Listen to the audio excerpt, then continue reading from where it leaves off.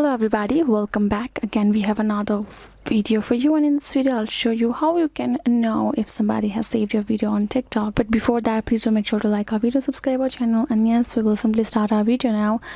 So for that matter, first of all, what we're gonna do is we're gonna simply go ahead, open our TikTok app right there in your mobile phone. Once a particular TikTok app is open, you're gonna see this kind of a home page of your app, right? So let's say this particular user right here, I would like to save this particular user's video, right? I'll tap on the share button given over here. I'll tap on the save video, and the particular video will be saved right there in my gallery. But the user won't get notified regarding that, because apparently TikTok does not allow you to notify when you save somebody's video right there in your TikTok, when somebody saves your video as well. So if I saved her video, she will not get notified regarding that. But if I tap on this option, which is added to my favorites, if I do that, that person will get notified regarding that.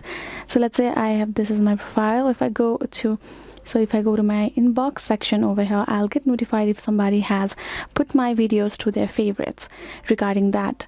So guys, apparently, unfortunately, you cannot get notified regarding the saved videos, but you can get notified regarding the favorites.